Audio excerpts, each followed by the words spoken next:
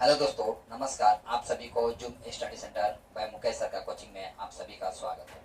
आज मैं आप सभी के सम्मुख जजिया कर से संबंधित डिस्कस करने वाला हूँ। देखिए, जजिया कर जो है हमारा एग्जाम के नजरिए से देखा जाए तो अत्यधिक इम्पोर्टेंट टॉपिक्स इसलिए बन जाता है क्योंकि यहाँ कर कम था और शोषण ज्यादा था। यानी जजिया कर एक ऐसा कर था जो कि गैर मुसलमान जनता से वसूला जाता था और यह देखा गया कि इस कर को कलेक्ट करते समय में तरह तरह के अत्याचार गैर मुसलमान जनता के साथ किया जाता था। यानी जो प्रजा इस कर देने में सक्षम नहीं थी, उस समय उन्हें बेच दिया जाता था। तो बाकी बातें जो है हम विस्तार पूर्वक जानते हैं। इससे पहले आप सभी से आग्रह है, यदि आप नए हैं तो मेरे चैनल को सब्सक्राइब कर दीजिए और इस वीडियो में अंत तक बना रहिएगा, वीडियो स्किप करके मत देखिएगा। देखिए, आज का मेरा जो टॉपिक्स है वह है आपका जजिया कर। जजिया कर, जैसे कि मैं आपको बताया, कर मतलब टैक्स, लेकिन यह कर कम और शोषण ज्यादा था। जजिया कर को तब के समय में धार्मिक कर कहा जाता था। धार्मिक कर या संपत्ति कर।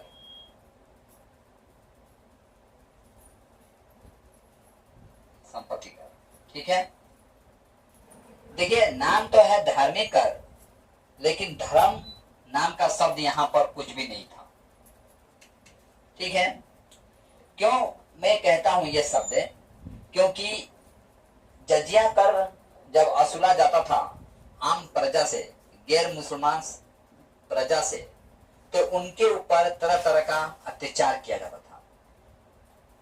मुसलमान शासकों द्वारा इस कर को काफी लंबे समय तक भारतीय गैर मुसलमान जनता से वसूला गया।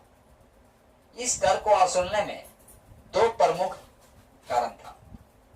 पहला कारण यह था कि इस कर के माध्यम से गैर मुसलमान प्रजा को अपमानित किया जाता था। दूसरी तरफ इस कर की माध्यम से गैर मुसलमान प्रजा को इस्लाम धर्म स्वीकार करने के लिए बाध्य किया जाता था।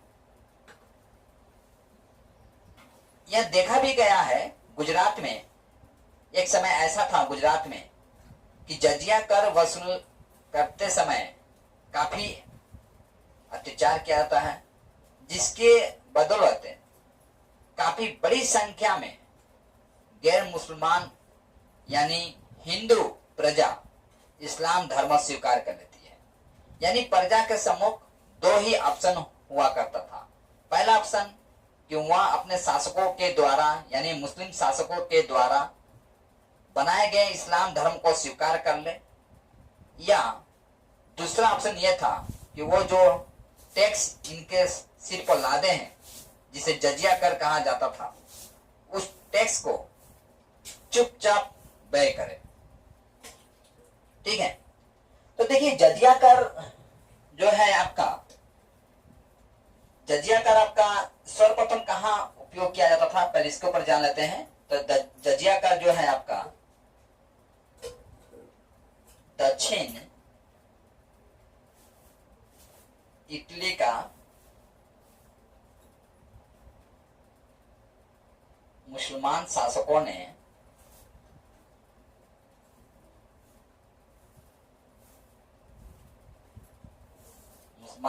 ने सिसिटी और बाटी नामक स्थान पर इस जजिया कर को वसूला करते थे, ठीक है। कौन कौन सा स्थान था? सिसिटी और बाटी। लेकिन भारत में यह कर आपका 712 ईस्वी में मुसलमान शासक मोहम्मद बिन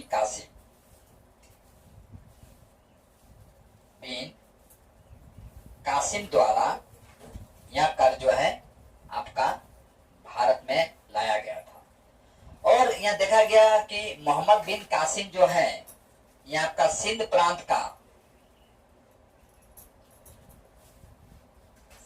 प्रांत का देवल इलाका था, एक देवल इलाका में जजिया कर वसूलता है।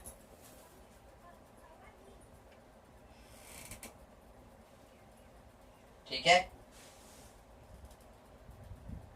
यानी सिंध प्रांत को जब मोहम्मद बिन कासिम सिंध प्रांत पर विजय प्राप्त करता है, विजय प्राप्त करने के पश्चात वहां गैर मुस्लिम प्रजा के ऊपर में आपका जजिया कर लाद देता है।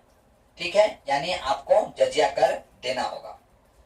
और इस कर को वसूल करते समय में कौन सा चोला पहनाया गया था? तो धार्मिक कर का चोला पहनाया गया था, लेकिन वास्तव में धर्म नाम का यहाँ पर कोई चीज नहीं था। ठीक है, देखिए इतिहास में यह देखा गया कि जजिया कर जो है गैर मुस्लिम जनता के ऊपर में यह लादा गया कर था, लेकिन हिंदुओं में से एक ऐसे वर्ग था जिनके ऊपर में यह जजिया कर नहीं लादा गया था, यानी उनसे यह कर नहीं वसूला जाता था।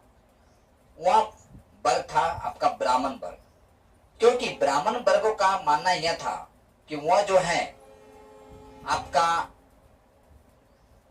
सनातनी है, यानी जो जजिया कर जो था वह गैर मुस्लिम जनता के ऊपर लगाया गया था कर था, यानी हिंदुओं के ऊपर लगाया गया कर था। गैर मुस्लिम जनता के ऊपर लगाया कर था, लेकिन गैर मुस्लिम जो जनता थी उसमें सबसे बड़ी संख्या जो था वो किसका था? आपका हिंदुओं का था। तो एक हिसाब से यहाँ इनडायरेक्टली रूप से यह कहा जाता था कि यह कर जो है गैर मुस्लिम जनता के लिए यह कर है, लेकिन इसका डायरेक्ट प्रभाव पड़ता था आपका हिंदू जनता के ऊपर में, क्योंकि भारत जो है इसमें हिंदू ज्यादा थे और जैन, क्रिश्चियन, बौद्धिस्ट, सिख, ये जो धर्म के जो अनुयायी थे वो बहुत कम संख्या में थे, इसलिए उनके ऊपर कम प्रभाव और हिंदुओं के ऊपर में ज्यादा प्रभाव इस कर का देखा गया। और उसी में से जो ब्राह्मण वर्ग के लोग थे वो कहते थे अपने आप को मैं सनातनी हूं, तो उनके ऊपर में यह कर नहीं लादा गया था। ऐसे बहुत मुगल शासक है जो कि प्रारंभ अवस्था में ब्राह्मणों से यह कर वसूल नहीं करते, लेकिन फिरोज तुगलक एक ऐसा शासक है जो कि ब्राह्मणों के ऊपर भी इस कर को लाद देता है, यानी ब्राह्मणों से भी जजिया कर वसूलता है। परीक्षा में यहां से प्रश्न पूछा जाता है कि शासक ने ब्राह्मणों के ऊपर जजिया कर लादा था, यानी जजिया कर वसूला करता था, तो वो और कोई नहीं बल्कि फिरोज तुगलक था। फिरोज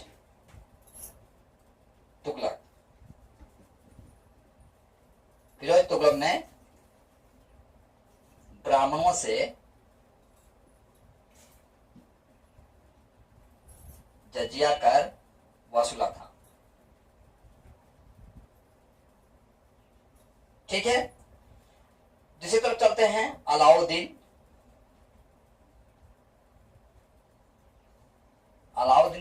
खिलजी। देखिए अलाउद्दीन खिलजी के समय जजिया कर को वसूलते वक्त काफी अत्याचारों का सामना करना पड़ा था गैर मुस्लिम प्रजा के ऊपर में, क्योंकि अलाउद्दीन खिलजी के समय में जो प्रजा जजिया कर देने में सक्षम नहीं थी उन्हें बंधक बना लिया जाता था, और उन्हें बंधक बनाना यानी उन्हें गुलाम घोषित कर दिया जाता था, और गुलाम घोषित करके उन्हें मंडी में सब्जी के भाव के हिसाब से जिस तरह से मार्केट में सामाना बिक्री होता है उसी तरह से जो गैर मुस्लिम प्रजा थी जो कि कि जजिया कर देने में सक्षम नहीं थी, उन्हें बंधक बनाकर, उन्हें गुलाम घोषित करके उन्हें बेच दिया जाता था। और जो उससे प्राप्त जो पैसा होता था, उस पैसे से राजस्व की जो कमी जो थी उसकी पूर्ति किया जाता था। इस्लाम शासकों ने अपने राजस्व की वृद्धि करने में कोई सबसे इंपॉर्टेंट उनका तरीका था, वो था आपका जजिया कर। जो नहीं देने में सक्षम होते थे उन्हें गुलाम घोषित कर बेच दिया जाता था, और उनसे प्राप्त जो रकम होता था वो राजकोष में जमा हो जाता था। तो अलाउद्दीन खिलजी के समय में यह काम होता था। ठीक है, देखिए अलाउद्दीन खिलजी जो है यह तो एक शासक हुआ करता था, लेकिन इसका माथा कोई और चलाता था। लेकिन तब के समय में एक इतिहासकार हुआ करते थे जिनका नाम था जियाउद्दीन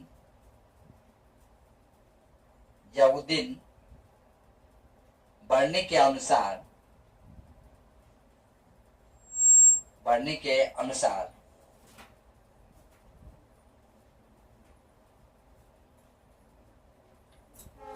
अलाउद्दीन खिलजी के समय एक काजी हुआ करते थे जिनका नाम था मुद्दीसुद्दीन।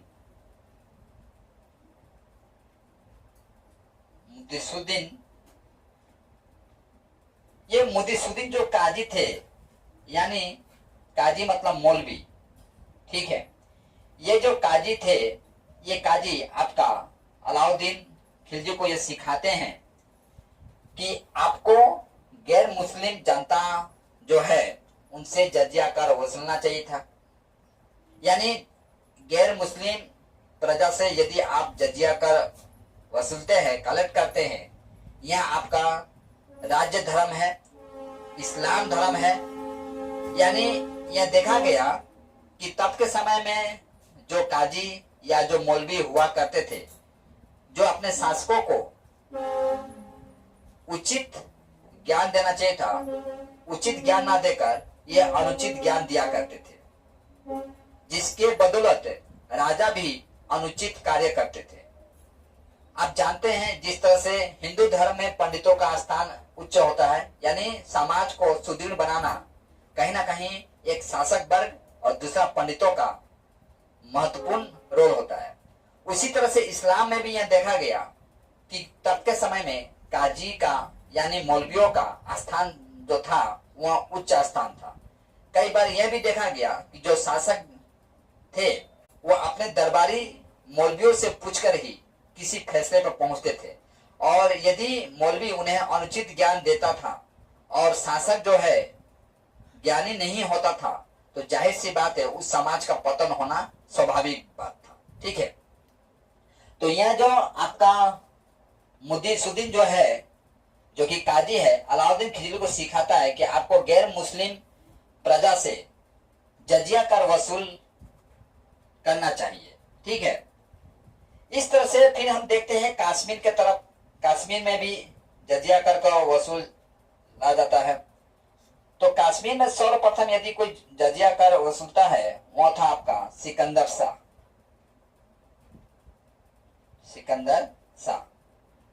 सिकंदर शाह अत्याचारी शासक था। यह भी जजिया कर वसूलते समय में आम प्रजा के ऊपर में कहर ढाता है। यानी आम जनता जब देने में सक्षम नहीं होती है जजिया कर, तो उसके ऊपर तरह तरह का अत्याचार करता था। और जजिया कर देखिए कोई सामान्य कर नहीं था, यह एक काफी भारी भरकम रकम था जिसे देने में जनता सक्षम नहीं होती थी। और जब वो देने में सक्षम नहीं होती थी तो उनके भूमि को जब्त कर लिया जाता था, उन्हें दंडित किया जाता था, उन्हें गुलाम बनाकर बेच दिया जाता था। इस हिसाब से आप समझ सकते हैं जजिया कर एक ऐसा कर था। यानी इनकम टैक्स जो आप सुनते हैं आज के डेट में, इनकम टैक्स, भूमि टैक्स, है ना, ये कोई सामान्य टैक्स नहीं था, जो कि आज वर्तमान समय में हर जनता टैक्स देती है भारत सरकार को। चाहे वो डायरेक्ट रूप से दे चाहे वो इनडायरेक्ट रूप से दे। लेकिन यह टैक्स ऐसा टैक्स था कि आम जनता इसे देने में सक्षम नहीं होती थी। जब आम जनता इसे देने में सक्षम नहीं होती थी तो उनके ऊपर में अत्याचार किया जाता था। ठीक है, लेकिन यह देखा गया जो ये सिकंदर शाह का जो पुत्र जो था, ठीक है, जिसका नाम था आपका जैनुल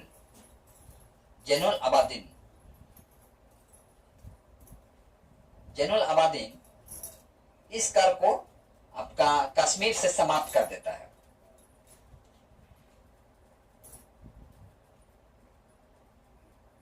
समोतो इसे पता चल जाता है कि मेरा पिता इस कर को वसूल करते समय में, कलेक्ट करते समय में तरह तरह के अत्याचार किए हैं।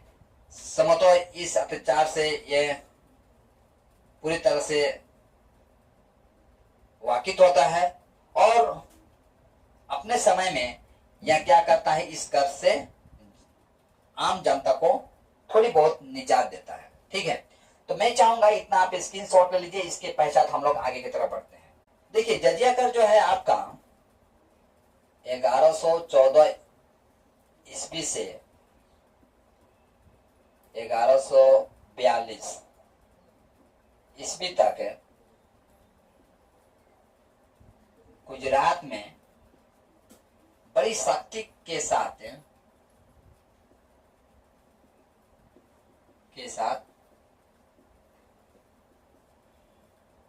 जजिया कर वसूला गया था।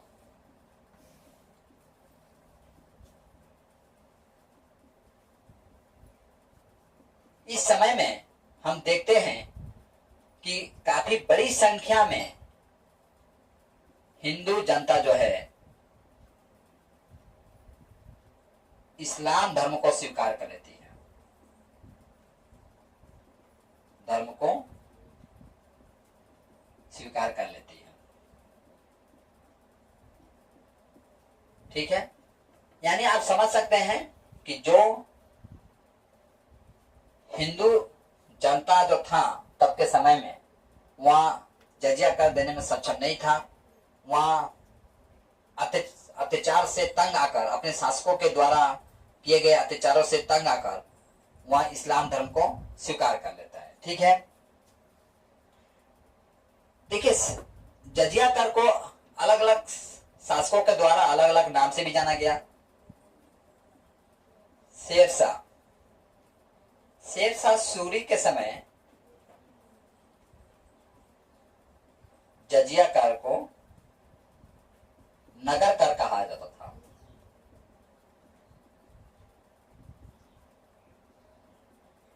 लेकिन शेरशाह सूरी के समय जजिया कर को वसूली करते समय में आम जनता के ऊपर में अत्याचार नहीं ढाया गया था।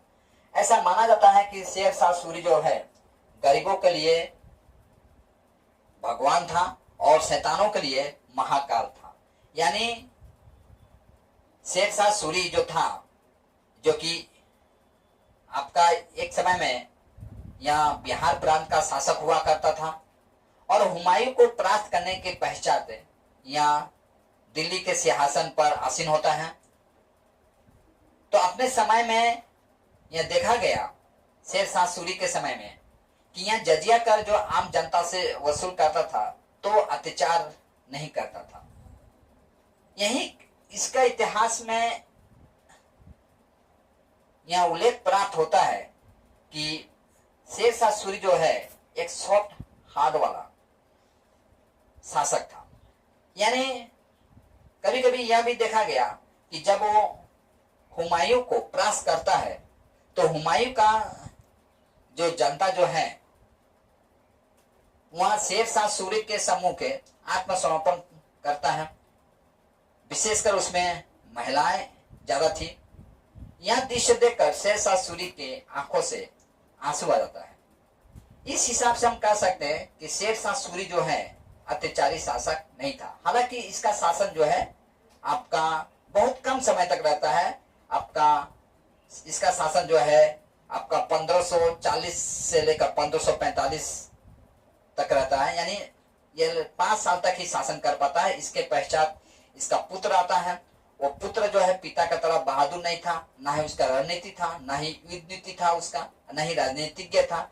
इसीलिए यह कहा जा सकता है शेरशाह सूरी का मूल शासन जो है 5 साल तक ये, हालांकि सूर साम्राज्य जो है कुल मिलाकर 10 साल तक रहता है, लेकिन मूल रूप से देखा गया तो सूर साम्राज्य जो है 5 साल ही रहता है। ठीक है, अब हम देखते हैं मुगल शासकों में एक ऐसे शासक था जो कि अपने राज्य का विस्तार करने के लिए जजिया कर को समाप्त करता है, जो कि आपका 1564 ईस्वी में सम्राट अकबर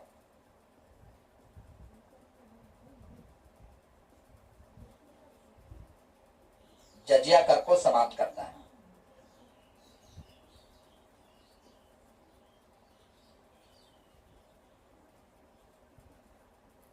कर देता है। ठीक है, लेकिन इसे पुनः लागू भी कर देता है। इसे पुनः लागू कब करता है ये, तो 1576 ईस्वी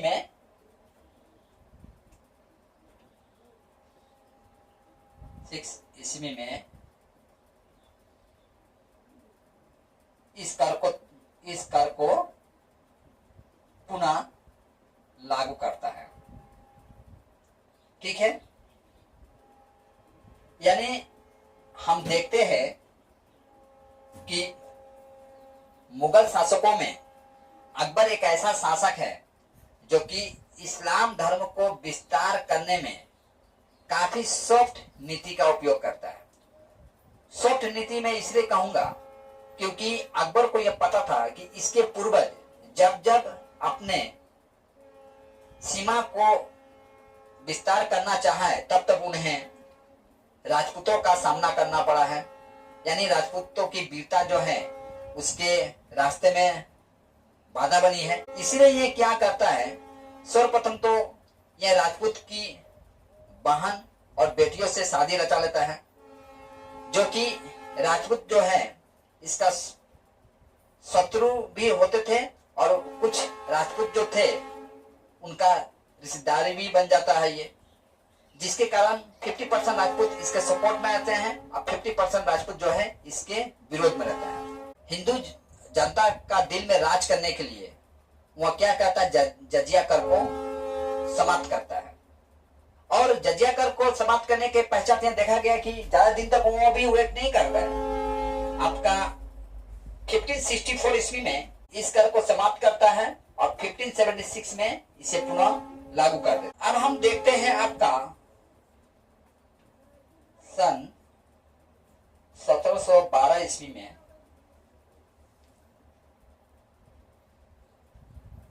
राजा जहादर शाह, ठीक है, नाम सबको थोड़ा याद रखिएगा। राजा जहादर शाह जो है अपना मंत्री, इनका मंत्री में 2 नाम आ जाता है आपका जुल्फ़िकार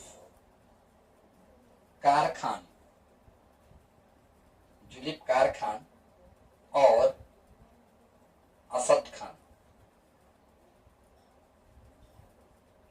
इन दोनों के कहने पर यहां जजिया कर को क्या कर देता है, समाप्त कर देता है।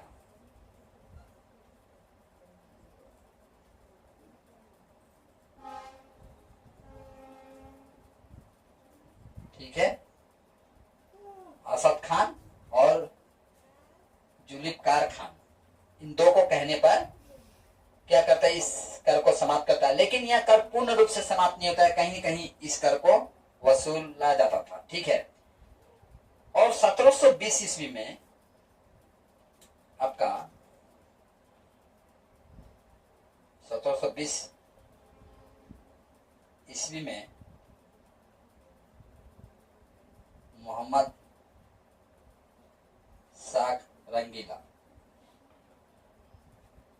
शाह रंगीला जो है आपका जय सिंह के अनुरोध पर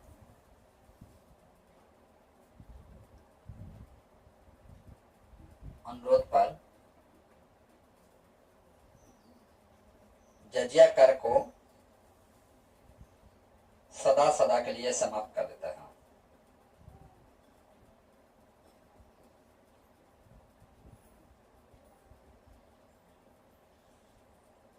ठीक है, यह था आपका जजिया कर से संबंधित मूल तत्व। देखिए, आज का क्लास में मैं जजिया कर से संबंधित उन सारे मूल तत्वों को आपके सम्मुख रखने का प्रयास किया हूं, जो कि कहीं ना कहीं आपका कॉम्पिटिटिव लेवल का एग्जाम में यहां से प्रश्न पूछे गए हैं। तो आज का क्लास जो है मुझे यहीं समाप्त करने का अनुमति दीजिए, और जाने से पहले मैं आपसे कहना चाहूंगा कि आप इसका स्क्रीनशॉट ले लीजिए, क्योंकि यह आपका नोट बनाने में काफी लाभदायक सिद्ध होगा। और अब तक आप लाइक, कमेंट और शेयर नहीं किए होंगे, तो आशा करता हूं कि यदि आपको कुछ विशेष जानकारी प्राप्त हुआ होगा तो आप लाइक, कमेंट, शेयर आप अवश्य करेंगे।